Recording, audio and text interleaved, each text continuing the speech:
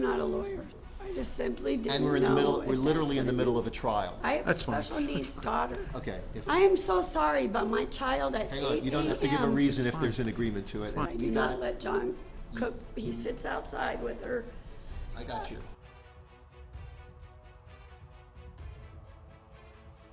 We're jumping back into court hearing number 3, but part 2, where the judge has already called LIEnette out on her lies in regards to her deposition. She claims she had no idea she had to be deposed, but yet she filed a continuance for her own deposition. And then she has the audacity to file a motion asking the judge, can I run for Otter Creek Town Council? But she told the judge she's paralyzed to her own home. That's odd because this morning she was already filmed at the Chiefland Flea Market. Obviously not paralyzed and not to a home because they don't live in the same things. So the next matter chronologically that was filed on December 18, also a petitioner motion, was petitioner's motion for clarification. That's what it's styled as. The court's view of that, in a light most favorable to the pleader, is that what you're seeking is an advisory opinion.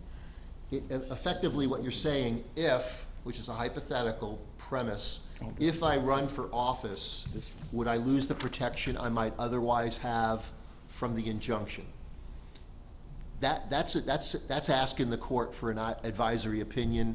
And while this court does a lot of things and has a lot of power to do a lot of things, the court does not give advice or advisory opinions. Except all Judge Craig DeThomasis did in hearing number 1 and 2 is give legal advice and opinions and guide and direct and lead LIEnette, the petitioner. But now he's on his best behavior because he knows we filed a motion to have him removed. And it's going to go well beyond that and well above him. I'm not a lawyer, so Okay, I don't know. understood.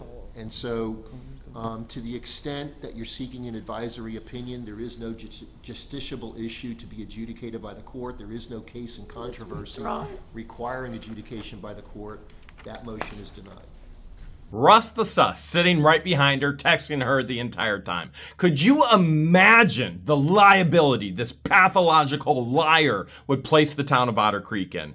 Nobody needs to make a motion to a judge to say, can I run for town council? The reality is she cannot. She has a civil protection order on her from me and George. So even if this judge in the long run says, Jeremy, I'm putting a permanent injunction on you, well, it doesn't matter. If George is at town council, she can't be. Nor can she communicate with us third party, which means if she's on the town council, she can't communicate to any of the residents, which we are, which means she goes to jail. It's really as simple as that.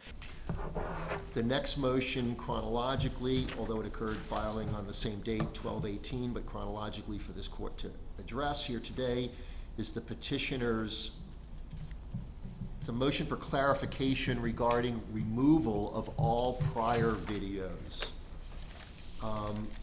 And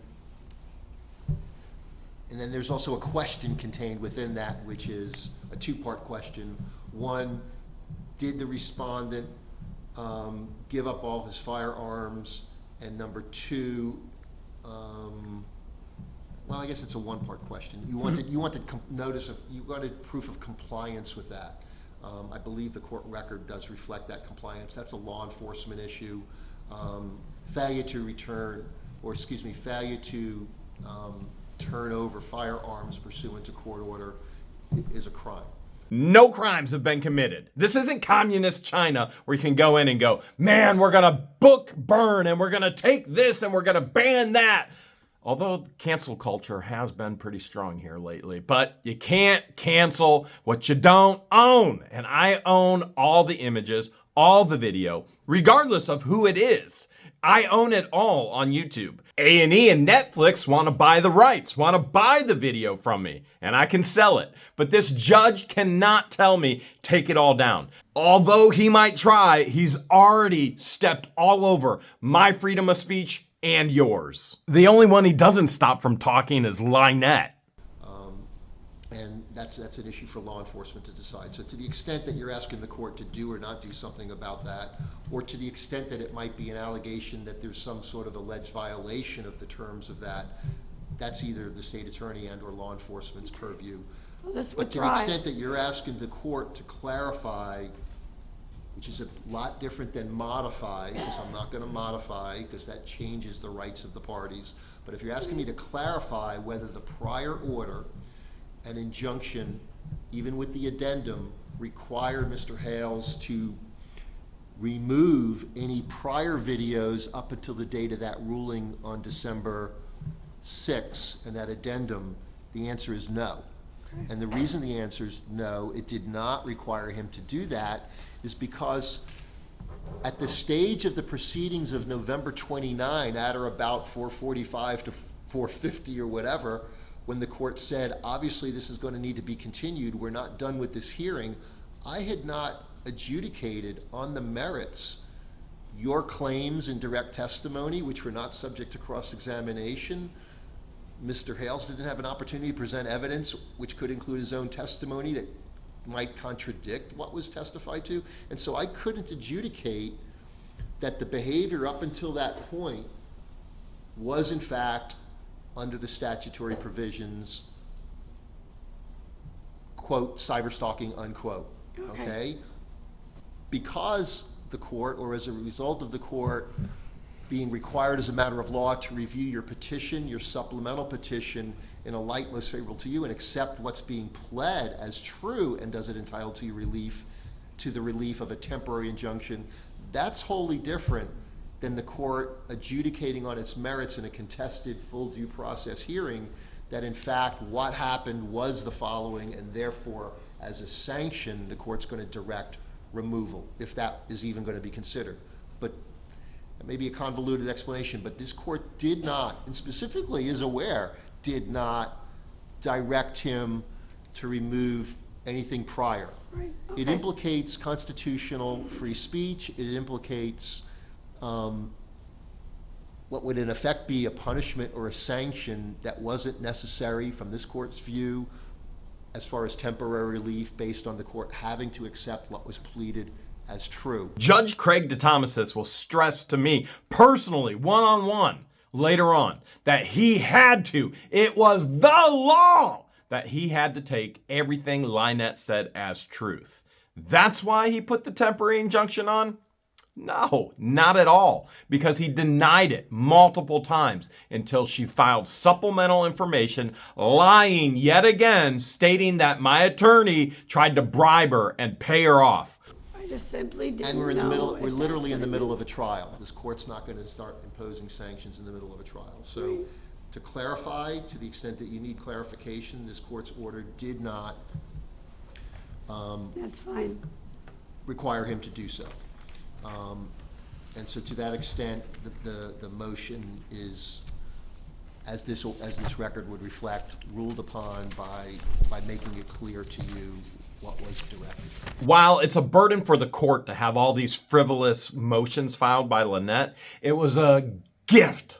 It was a complete and total gift to us, because every time she wrote Jeremy Hales, Levy County, it gave our forensic handwriting expert more samples to determine without any doubt whatsoever that 100% LIEnette wrote all the signs that were posted around town. And she's gonna have a hails of a day in court over that.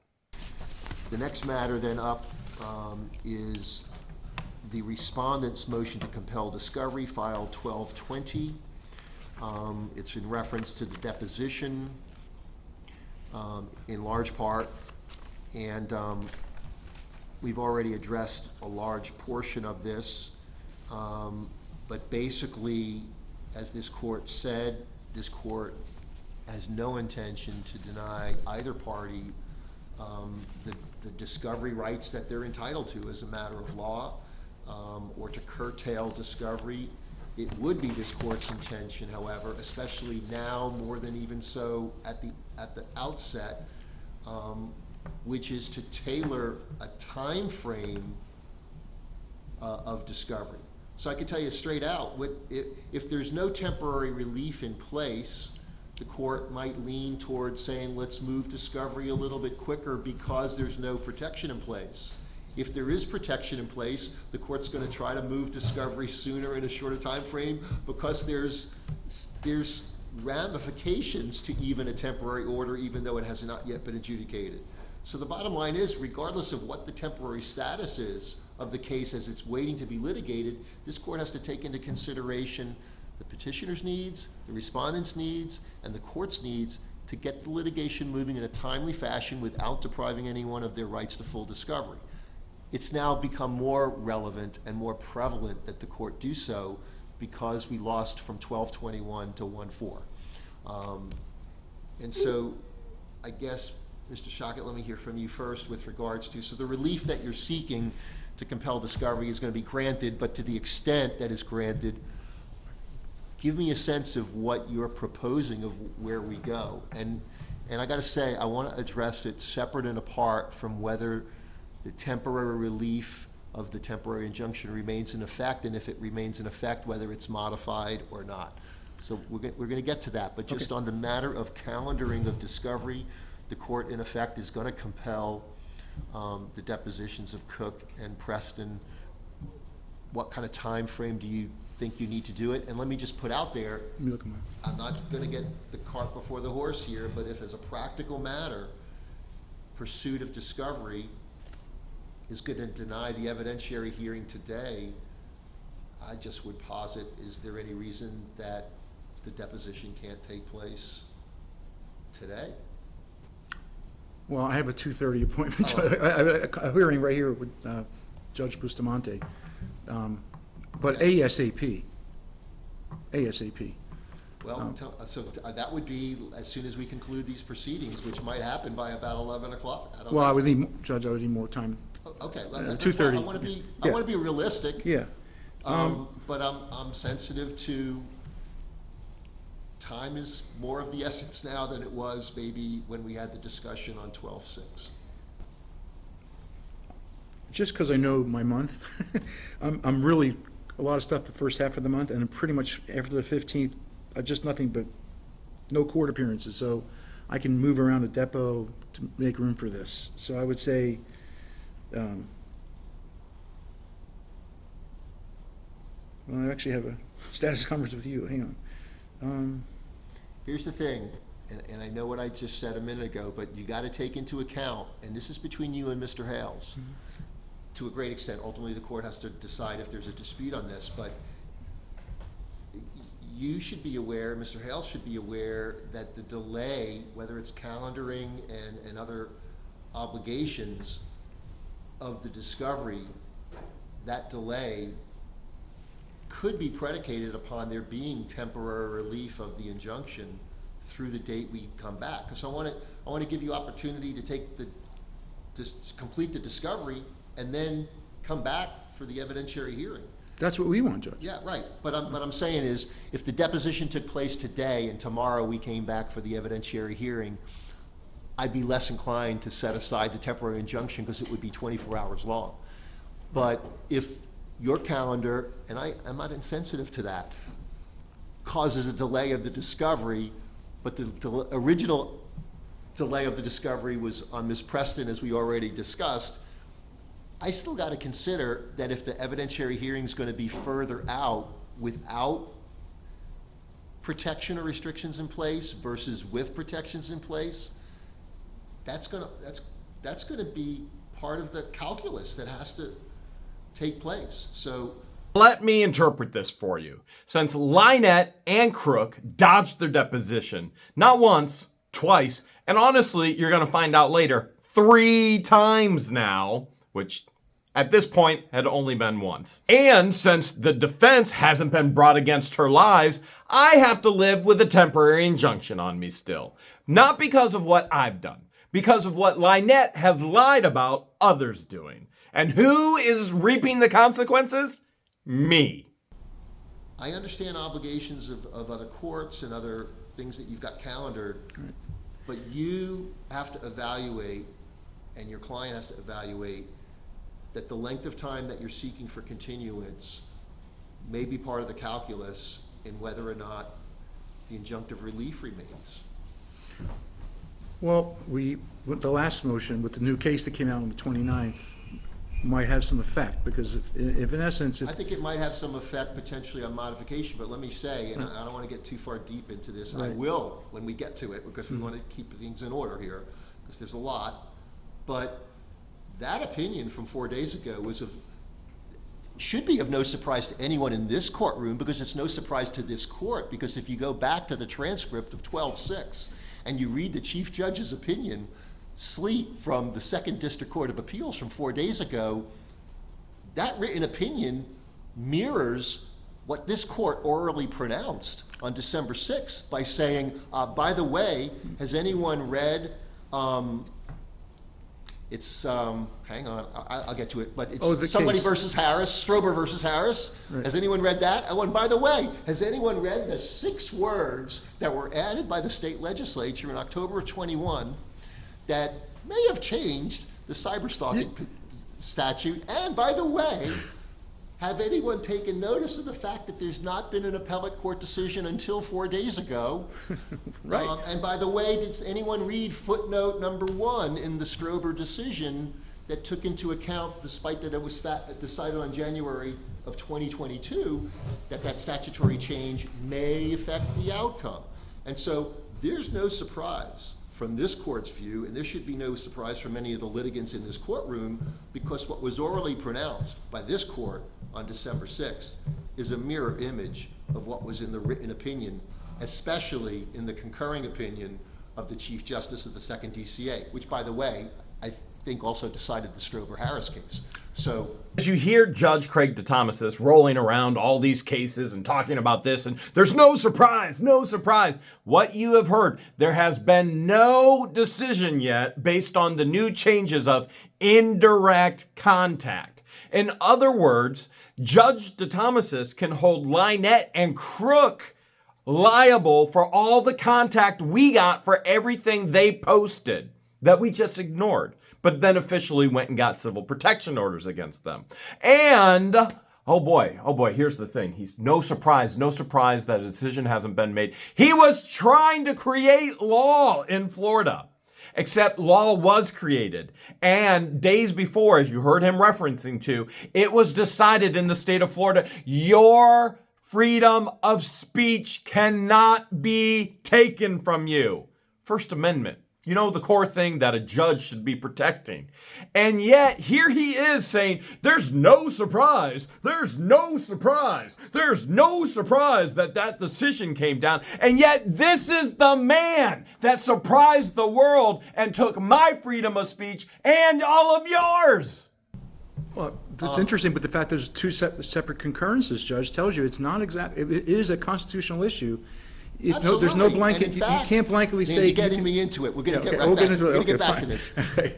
Yeah. What the court says and uses language in the written opinion from 4 days ago about narrowly tailoring the language. If you go back to the transcript of 12-6, and I'll literally tell you in just a few minutes here. I think it was at 55 minutes and 27 seconds through about 58 minutes, and I'll get you the exact reading of it. This court literally said those words. You did. And you also said there's been no opinion on it. There's been no opinion. Narrowly tailor it so that's not to infringe upon his constitutional rights. Totally agree. And I gotta say, I read the language for which counsel said no objection.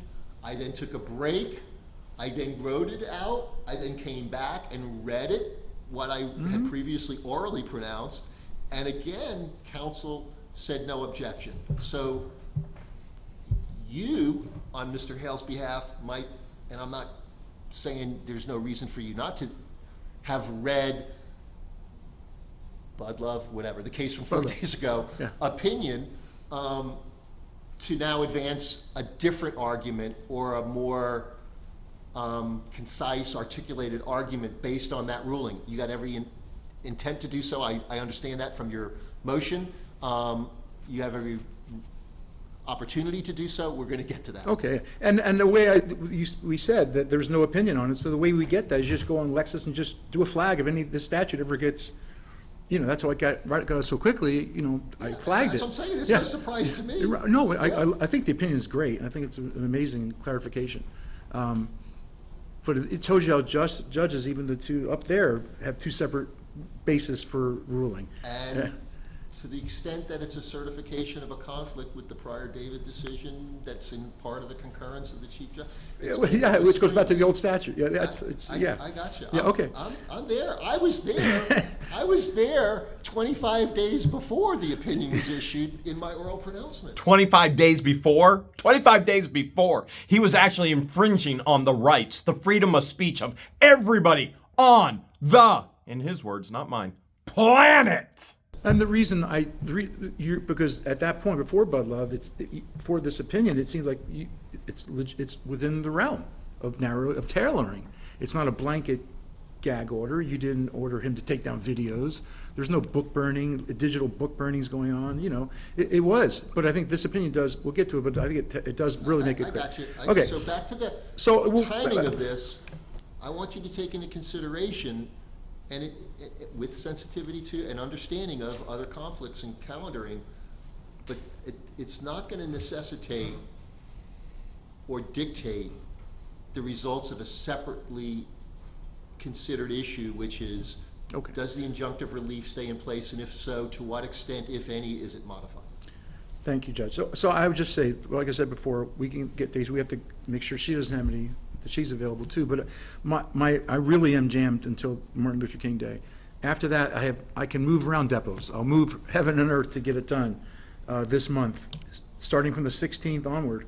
All right. I'll move things. So I also have to take into consideration, without even you even asking, for instance, I'm not going to have you take the depot and say, okay, we'll see you at 2 hours later or the next day. You might have to digest it and decide, does the deposition require you to go, oh, she named 2 other people I need to talk to, or whatever. And also on that point, that your point is well taken. We're going to treat pro se litigants the same way as a reasonably competent attorney.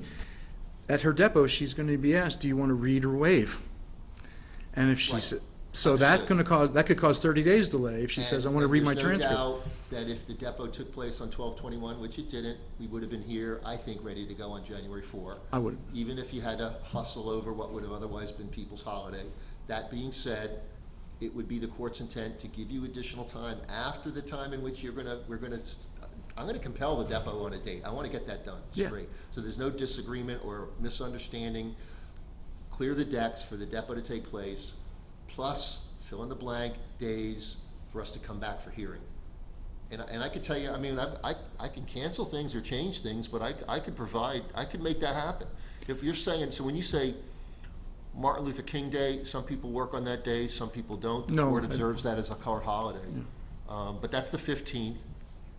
If you can get the depot, you tell me what date subsequent to that, I would offer you Friday, January 26th to return here for the evidentiary hearing. If we can stipulate now that the transcript doesn't need 30 days for her to read it, we can do that. If there's a oral motion to advance the time frame in which to review and read, they're for purposes, making an oral attendance right now. That would be granted. The only question is then to what extent, okay? So well, I'll rush the transcript. Depot on what day? I would like to do the 16th. So, and again, and for Cook, probably the next day on the 17th. So Cook and Preston, it would be your intent? Yes. So Ms. Preston, because you have a right to be present during Mr. Cook's, you've got an obligation to be present for you as the petitioner. And it could go either way, either orders. It doesn't matter who goes. Either order, but right. So January 16, 1/6, and 17, 1/7, can you and will you agree to be present? Yes. Yes? Yes. Okay. Now I'm asking the court not to drop the temporary order. What the court doesn't realize is going on. We're going to get to that. We're going to get to that. I'm going to hear from you on that. I presume you're going to object, so I'm going to give you a chance to be heard on that. But let's get the calendaring of this. Do you know who the court reported? Like, I mean, you're going to issue subpoena to Mr. Cook. You're going to notice. Well, he didn't appear. He's under subpoena already. So it would be continued subpoena to let's just go, who's gonna be the 16th, who's gonna be the 17th? Or are they both, I would like her to go on the 16th. Ms. And- Preston on the yes. 17th, on the 16th? On the 16th, and then, let's say, he can start at, we'll do his at 11 a.m. I don't think I'm going to need all day for him, so 11 a.m. on the 17th. Hers beginning in the morning, 9 a.m.? 9 a.m. Sir, can we do that at like 10? I have a That's fine. special needs daughter. Okay. If, I am so sorry, but my child at 8 hang a.m. on, you don't have to give a reason if fine. there's an agreement to it, and fine. it sounds like there's no objection. Let me expose another lie because she was seen and filmed this morning, this day, as I'm filming right now by other residents of Otter Creek at the Chiefland Flea Market. At what time? 8 a.m. Another lie. And we're doing it by Zoom, so Right, it's not but going to be my hard. child takes medication in a feeding tube at 8 a.m. I need time to get her medications and her stuff Council done. agreed, 10. 10 a.m. by Zoom. January 16, petitioner's deposition, 10 a.m. via Zoom. Counsel for the respondent, we'll get that all set up for you. You'll get the notice and the hookup for that. Mr. Cook would be considered a continuation of the subpoena already previously served for 12/21, is now extended by order of the court for deposition to be provided to counsel for the respondent at 11 a.m., commencing at 11 a.m. By Zoom. January 17 via Zoom as well. Yeah. Ms. Preston, you have an obligation to appear on January 16 at 10 a.m. You That's have the fine. ability to, and should be, at the depot to commence 11 a.m. the following day of Mr. Cook. That's fine. Thank you, Judge. Okay. And what was the day you wanted to have the hearing then, Friday, the 26th? Yes. It's not as Okay, much so as if we can, want, I it's- can get the transcript rush ordered, and if we can give her, if she wants to read, maybe she can correct it by, but see, here's the problem, Judge, you know, if she changes her testimony by an errata sheet, we have to then inquire as to the basis of that. we have to cross that bridge if we Okay, get to okay. it. So, yeah, I'll And get if- her. And if need be, not that I'm inviting this, but if that happens, that may be something that you have to reach out and ask for expedited, hearing, meaning that we're gonna come up, right in a minute here, we're gonna come to a date by which it needs to be read by. If there's an errata sheet or there's some reason for redeposing or whatever, clarifying, whatever needs to happen, we might be able to also still save the January 26th date by this court somehow finding time to address, even Fine. after hours, whatever issue Understood. might come up. So if we get to that bridge, we'll cross it at that point. 26 works. The 26th? Yes. Spoiler alert, the 26th hearing never happened. Some fool gifted her $7,000 to get a faulty attorney who doesn't even understand basic procedures, thinks that you actually have to sue a judge on paperwork. I mean, this guy's a fool. The attorney opposed both depositions and put a halt to them. Now he could be in huge trouble for breaking all the laws and all the rules. Ms. Preston, you understand that, and we're going to get to whether the injunction remains in place through that date, and if so, is it modified or not, and if so, to what extent. January 26, 9 a.m., we're going to come back to, Can it be 10 so that I can get my little girl's stuff done? the problem with that is I don't know how long, I've already made a finding that, Okay. that Can we we just needed do more it to than, 9:30 we at needed more least? than 15 minutes to conclude the proceeding back on Right. November 29. I don't know between 15 minutes and a full workday, how much time really is needed. Let me ask Mr. Shockett. And I don't know that you can answer this without the deposition first, which is, are we going to need today? If we I'm keep setting getting this up. new filings, it's going to, new areas of inquiry, that's why it's going to be all day, I believe. Right. Did you notice Russ the Sus get up and leave? It wasn't till after he was gone, roughly 30 minutes or so, then a bomb threat was called in and we had to evacuate the entire building. Coincidence? Okay. Yeah. So, Ms. Preston, you'll have 22 days, and I'm not insensitive to your needs and your kids, certainly, but you've got 3 weeks to try to make arrangements. There is no 26th. babysitters, there's no nothing for my child. I We do got not it. let John cook, he sits outside with her I got you. We can't because of her illness. We cannot let anyone else near her because a fever can kill her. So we don't do that. It's fine. I'll just, again, have to, We've got to be here. Try and make at it 9 work. a.m. Because we may be very well faced with the situation like we were on November 29 and not being able to conclude. Yeah. And this court's going to do everything it can to avoid that. And quite frankly, it's going to have to be presented on that day and resolved on that day. So 9 a.m., January 26, courtroom 1A, Levy County Courthouse, to conclude these proceedings. Thanks, Judge. And we're trying to accommodate her. That's why by Zoom, I understand the situation I got to the you. extent I've heard Zoom read the don't help proceedings. when I'm trying to tube feed my child and give her meds in her tube. She has a feeding tube, a Mickey button to feed and tube medication in. Here's seizure medication that has to be taken at 8 and 8. Okay. It's, I've heard, I don't know if you think I I know, it's have, fine. I like- got it. In case she scammed you with sympathy again, number one, it's not a feeding tube. It's for meds only. And according to her, she only has it because Crook gave the baby RSV. So it is not for feeding. She's posted all over. She gets free lemonade, free popcorn from the flea market. She takes her to Dairy Queen, feeds her French fries. That doesn't go in a feeding tube. It's not a feeding tube. It's only for meds. And according to LIEnette, whether you want to believe her or not, it's only there because of Crook. disregarded or disagreed or found what you're saying is No. not being credible. I'm accepting that. I know. I think council's accepted that.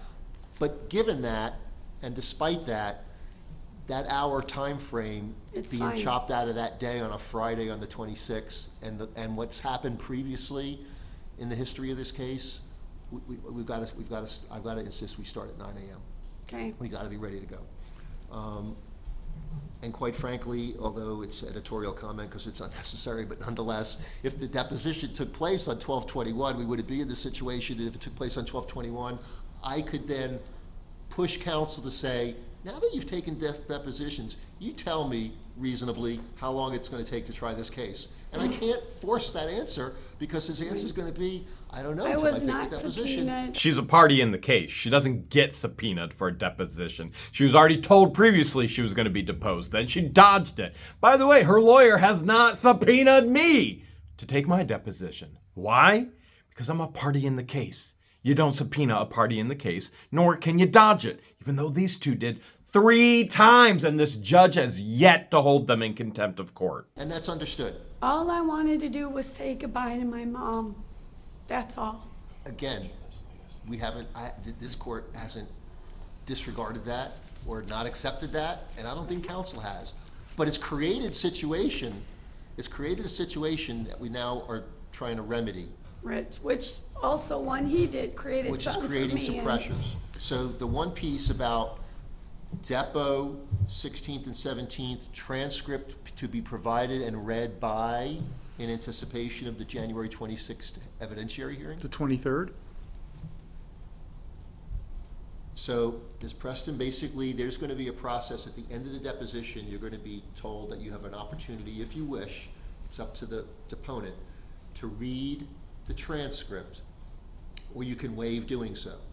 If you say, no, I want to read it, what counsel is suggesting, and it seems pretty reasonable, that the transcript will then be typed up, and by January 23rd, if you choose to read, that you will have done so by that date.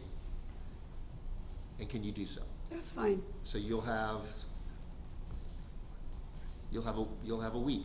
Can we apply the same standard to Mr. Cook's deposition? Mr. Cook's depo of the 17th, likewise, since you're a party present at the deposition of Mr. Cook, likewise, you could review that. She can't really do an errata sheet for that, but you'll have a chance to review it, but likewise, the same time frame by It's fine. January, and to be specific, by January 23rd, 5 p.m. Thank you, Judge. And there's one thing about that. We're still on the motion to compel? Yes, sir. Okay, so knowing that pro se litigants are held to the same standard, you have discretion. It doesn't say shall, but this delay created expense, created attorney's fees. I understand what's going on here, but I'm here to request fees based on the violation of not showing up, not setting a protective order, and creating the delay. granting the motion to compel discovery and granting entitlement to fees. And while I'm on that point, respectfully, Judge, even-handed justice here. We want the same parties, the same scales. The right hands and the left hand should act equally. So this requirement in this case for the parties to prove the basis for requesting continuances was held here. I asked that she produce proof of this doctor's appointment. When was it made? Was it made? When was it canceled? Did she really have to go out of town? Just proof. Yes, I And do, and I provided an email proof to from the her court. sister is not proof. Then I'll get it. What my lawyer is saying is, Judge, you made Jeremy bring all this paperwork proving he was in Ohio, which I was. He got my flight tickets. He got all of the notarized documents that I had to sign for court, the whole deal. And the judge then goes, this is insufficient. You did not bring the necessary documents. You lied. Okay? That's what Judge DeThomas said. Okay? Now my lawyer is saying, what? You just going to accept an email from her sister? Her sister says this is going on? There's been no proof whatsoever of a doctor's appointment. There's been no proof whatsoever that mom is dying. Except if you go back through all the texts, Mama Sputin's been dying for years now. Apparently, everybody, including John, including her, including the child, everybody in this woman's life is dying at some point as an excuse. The hospital was supposed to send me something, and she didn't send it to me, but I will get with her today and get that immediately. Okay, so let me just say, under appropriate circumstances, under the rules of procedure, rules of civil procedure, counsel, under certain circumstances, can, on behalf of their client, seek compensation for fees and or costs expended for depositions that didn't take place. Now, there's a bunch of requirements to establish, but given that there's such a request, and given that there appears to be, based on your representations, your ability to establish why you were or not where you were supposed to be, kind of thing, and clearly that's relevant to this court's consideration of whether to impose those costs and or fees, I'm going to take the request for fees for non-appearance at the 12/21 deposition under advisement. I'm going to reserve ruling on that, but it's going to be subject to directing Ms. Preston for you to provide by January 23rd proof and or whatever form of corroboration you have that you had a medical appointment. It does not have to disclose what would otherwise be protected medical information, but a doctor's office confirming that yes, I had an Preston appointment and I had to appeared for cancel that it. appointment on this day at that time. Right, and I had to cancel it that day too, to go to Naples to my mom. And, But they and will maybe, say that. again, some documentation that she was hospitalized and that Yep. you attended, okay? If you filled up with gas in Naples to come back, or whatever you have that you think is form of corroboration. And what counsel is saying, and I will get I something from the found patient liaison. incomplete at best compliance or non-compliance, I think is what I said on December 6th, about the whole issue with Mr. Hales going to Ohio. You've raised that in one of your affidavits that I'm not adjudicating also. Same requirement, you gotta provide corroboration to explain why you did or did not have the ability to attend the depot on 12/21. You just heard him refer to me bringing in my documentation. Literally, notarized, stamped, legal documentation for court, tickets of my flight, the whole deal. He says I was in non-compliance. He tells LIEnette, do you have any receipts for gas? I'll accept that. Listen, here's what's going on here. We're filing for sanctions. We're filing that she has to pay all my legal fees because she's is the reason this has continued on this way, and I've incurred so many expenses. To date, of what I've paid, over $61,000. With that just going and going and going up. It's probably closer to 75 right now. I haven't gotten another bill yet this month. But we're doing the same thing in Ohio because she broke the civil protection orders. Then I had to take her back to court. We're going for sanctions for everything. And she's thinking, well, I have no money. Well, people keep giving her money. And it doesn't matter if she has money or not. In the end, I'll get everything. That will in part help determine whether or not fees and costs are assessed for the non-appearance of the depot. Right, plus the fact that I called the clerk of court the minute he called me. The minute. I've got you. Okay, So, so counsel, to the extent that Yeah, thank you, Judge. that covers it, the oral pronouncement of this court is the ruling, and it is reflected in this record. So the judge is actually going to reserve the right to rule on her paying me for all these expenses later, if or if not, and if or, and is or. Who can even keep up with all of his doublespeak? The reality is this: she didn't submit any convincing evidence. Chronologically, just to complete the matters that are otherwise been filed up and through this date, the next matter, which has already been resolved by order of the court, was respondent's motion to disqualify, filed Thursday, 12/21 at 6 p.m., which is effectively Friday, 12/22, which is, as a matter of course, the day before a 3-day court closure because of the holiday, previously of record as a court closure. The court ruled, as the rule requires, 2.330 on 12/26/23, order denying, so that matter has been adjudicated and resolved. That was my motion to disqualify him based on his unethical, his law breaking, his what he's doing in the court. And you notice he doesn't even look up once, doesn't even make eye contact, just goes, denied. Now that's a failed system when the judge has to rule on whether he disqualifies himself or not. So now what are we doing? Well, we're going higher. The next matter chronologically is styled as petitioner's petition by affidavit for violation of injunction, filed 12/29/23. That matter, as I mentioned with regards to other similar matters, the affidavit for alleged violation under Florida Statute 784-0487 is currently under the purview and obligation of the Office of the State Attorney to review and determine how to proceed. So there's no need for court judicial labor at this point on that matter. There may be at some later date. That motion was LIEnette saying, Jeremy broke the violation again. He sang a song on YouTube. He said turtles. Literally, there's a motion where she says turtles. Jeremy broke the violation. He said turtles. I wonder if Judge Craig DeThomas's students are watching any of this. As a matter of fact, you know what I would love to do? I would love to get all of his students and do a huge watch party here at the schoolhouse, the Moho, and have them dissect everything Craig is doing from what he taught them and what they're seeing in action in the courtroom. The next numbered issue is, or I guess filing, was respondent's notice of supplemental authority, which is a motion to modify the extended temporary injunction and a request for judicial notice of case precedent involving a ruling previously commented upon by this court and by counsel, issued 12/29/23 by the Second District Court of Appeals.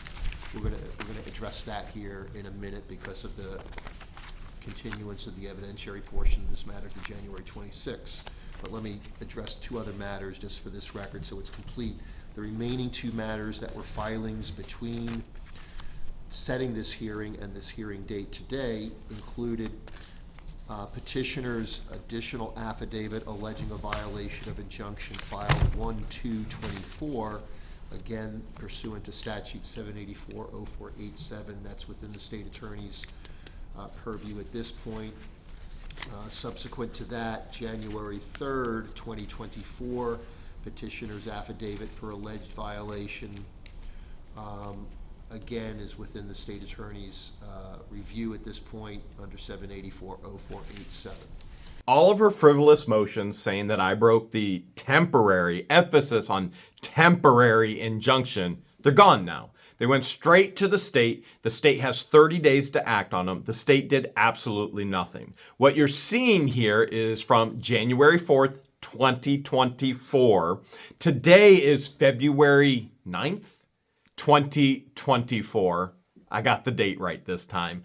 Nothing has happened. They all just went away because the state knew they were all frivolous. Now we're going to get into the meat of this because he's taken away my legal rights, my First Amendment, and yours. And now there's going to be a battle about it right before a bomb threat.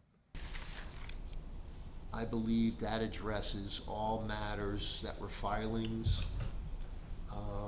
I hesitate to say, but it's worth saying, that between now and January 26, if there are additional filings,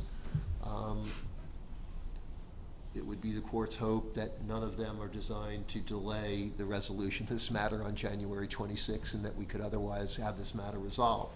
With regards to any affidavits for violation, the protocol, the 30-day time frame for the state to review, there's also a potential 20 days for law enforcement to review those kinds of allegations. Those are going to follow their own time frame and path. With regards to this court's intent to resolve the evidentiary matters before the court to be adjudicated on or about January 26th, that should occur. So what that leaves us with, let me get to it in a second, is what Respondents' Counsel filed, which is on 12/29/23 at 4:24 p.m., what's entitled Notice of Supplemental Authority, that authority being the Budlove decision, which is cited at 49 Florida Law Weekly D50A, a second DCA opinion issued 12/29. And I've been saying 4 days ago, but when I read it, it was 4 days ago, Right. 6 days ago now. The court The obviously- motion filed the same day as the opinion. I'm sorry? The motion was filed the same day the opinion was published. I got you. 12/29. The court's received and reviewed that. Obviously, judicial notice is taken of case precedent. It includes a motion to amend the extended temporary injunction, primarily addressing the language of the addendum, and a request to take judicial notice. So to the extent request judicial notice is granted, the notice of supplemental authority doesn't need to be granted or denied. The court has knowledge of that opinion. With regards to extending or modifying the extended injunction, let me say the following. So the decision reached by the Second District Court of Appeals on December 29, as I said before, was of no great surprise to this court. And Judge Craig DeThomasis was trying to create law, trying to create precedent in regards to these added indirect contact to cyberstalking. And during this trial, somebody else actually did it. And they determined you cannot, fundamentally cannot, take away protected speech, your First Amendment rights.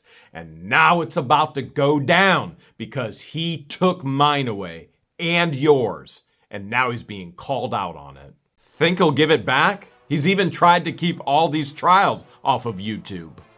I think it might be time to invite our friends over at Channel 20 to be in the final hearing and give Craig the fame he always wanted.